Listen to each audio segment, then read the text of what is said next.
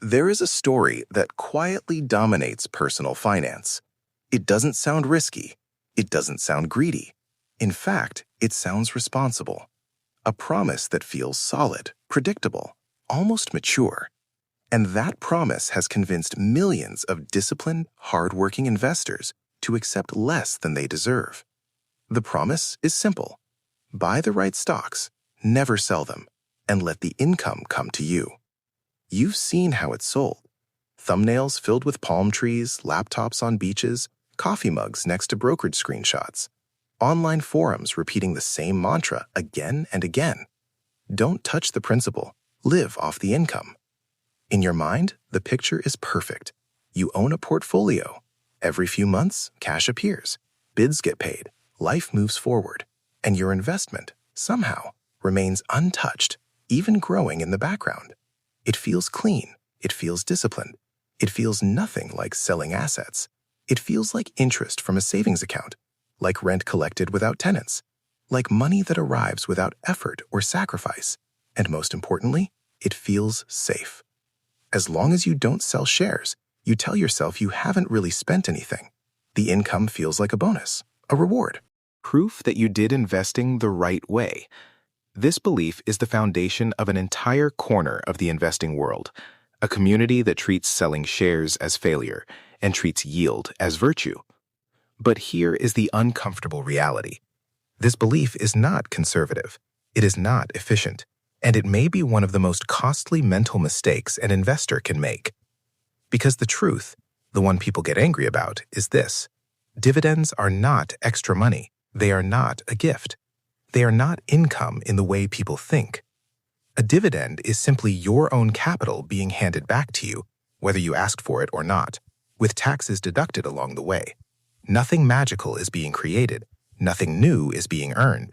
Money is leaving one pocket, entering another, and someone else is charging a fee for the transfer. If you track dividend yields religiously, if you feel uneasy about selling shares, if cash received feels earned, but cash generated by selling feels wrong, this video is going to challenge how you think about investing. In this video, we are going to dismantle a belief, not gently, but honestly. Because once you see the mechanics, you can't unsee them. We're going to walk through a principle from academic finance that sounds boring, but quietly destroys one of the most popular investing strategies in the world. It's called dividend irrelevance. Developed by two Nobel Prize-winning economists, this idea shows something deeply uncomfortable. A dividend does not create wealth. It does not add value. It does not make you richer in any meaningful way. What it does is repackage value you already owned. To prove this, we are not going to rely on opinions, motivation, or investor stories. We are going to rely on arithmetic. We will look at what happens to a stock exactly when a dividend is paid, why the price adjusts automatically, why dividends trigger taxes even when you don't need cash, and why selling a small portion of a growing business often leaves you better off, not worse. This is the part of investing most people avoid because it forces you to separate feelings from facts. To understand this, we need to change how you think about stocks. Most investors subconsciously treat stocks like bonds, something you lend money to that pays you interest, while the original amount stays untouched. But that mental model is wrong. A stock is not a bond. A stock is ownership. When you own a share, you don't own a coupon. You own a piece of a real operating business. And once you understand that, dividends stop looking like income and start looking like something else entirely. So let's slow this down and make it impossible to misunderstand.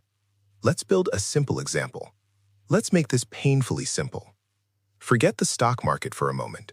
Forget tickers, charts, and apps. Imagine you own a small private business. Not a startup, not a unicorn, just a boring, cash-generating business. On the balance sheet, the company has $1 million in cash, no debt, no tricks, and you own 100% of it. What is your business worth? Exactly $1 million, because that cash belongs to you. Now you decide to pay yourself income. You move $100,000 from the company's bank account into your personal bank account. Pause here. Did your wealth increase? No. You now have $100,000 personally, a business holding $900,000. Total net worth, still $1 million. Nothing was created. Nothing was earned. Money simply changed location. One container labeled company became smaller. Another container labeled personal became larger. That's it. This is not a metaphor. This is literally what a dividend is. And this exact same accounting happens in public markets every time a dividend is paid. On the ex-dividend date, the market does not pretend otherwise. The stock price is adjusted automatically. If a share is trading at $100 and the company announces a $2 dividend, that stock does not magically open at 100 the next day. It opens at 98. Why? Because the company is now $2 per share poorer than it was yesterday. You didn't receive extra value, you received existing value extracted from the business. This is why celebrating dividends as income is so strange. It's financially identical to walking up to an ATM. You withdraw cash, you feel liquid, but your account balance is lower. You wouldn't call an ATM withdrawal passive income, so why does the same action feel different when a company does it for you? The answer isn't math, it's psychology. Our brains separate money into fake categories. We label stock price as capital, sacred, untouchable. And we label dividends as income, safe, spendable. This mental split made sense decades ago, when selling shares was expensive, slow, and impractical. But in today's world of zero commissions and fractional shares, this distinction is completely artificial. Mathematically, there is no difference between receiving a 4% dividend and selling 4% of your shares. Both generate the same cash. Both reduce your investment value by the same amount. The difference exists only in your head. The dividend investor feels calm because the share count stays the same, even though each share is now worth less. The growth investor feels nervous because the share count drops, even though the remaining shares represent a larger, faster-growing business. Same math, opposite emotions. And once you see this, the idea of living off dividends without touching principal starts to fall apart. This idea has a name. It's called a self-generated income stream. The principle is simple. You don't need a company to send you cash in order to create cash flow. You can generate income from any asset by selling a small, deliberate portion of it. No permission required, no dividend policy needed, no CEO involved. If you need 3%, you sell 3%. If you need nothing, you sell nothing. That flexibility matters more than people realize. Because when a company pays a dividend, you lose control. You don't decide the timing. You don't decide the amount.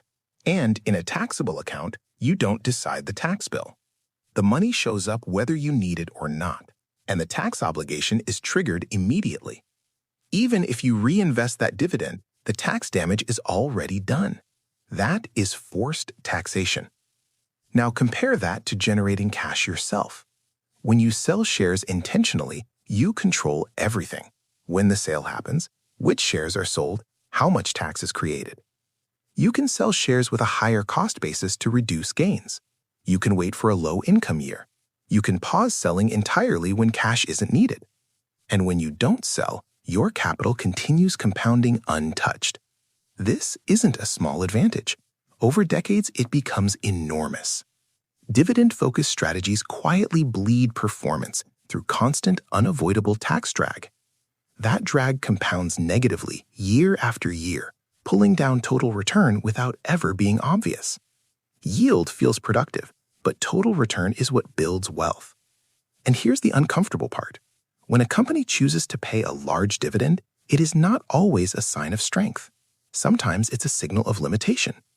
Think about the companies you admire most. During their explosive growth years, they didn't send cash back to shareholders, they kept it. Why? Because management believed that every dollar retained could be deployed at a high rate of return.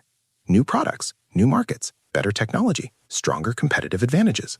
In other words, they believed your capital was more valuable inside the business than in your checking account. Returning cash often means the opposite. It means growth opportunities are shrinking. It means reinvestment options are limited. It means the business is maturing or slowing. Dividends aren't evil. But chasing them blindly often pushes investors toward low-growth, capital-exhausted companies. You feel rewarded in the short term, while the long-term engine quietly weakens, and that trade-off is rarely worth it. When a company starts advertising a very high dividend, listen carefully to what management is really saying. They're not saying, "We found an amazing opportunity." They're saying, "We ran out of good ones. No new factories worth building, no acquisitions that make sense, no innovations with attractive returns." So instead of growing the engine, they start dismantling it slowly and handing pieces back to shareholders. Now, that doesn't mean every dividend-paying company is bad. Many mature businesses are stable and predictable. But chasing the highest yields often pulls investors into a dangerous category: value traps, industries that are shrinking. Businesses with fading relevance.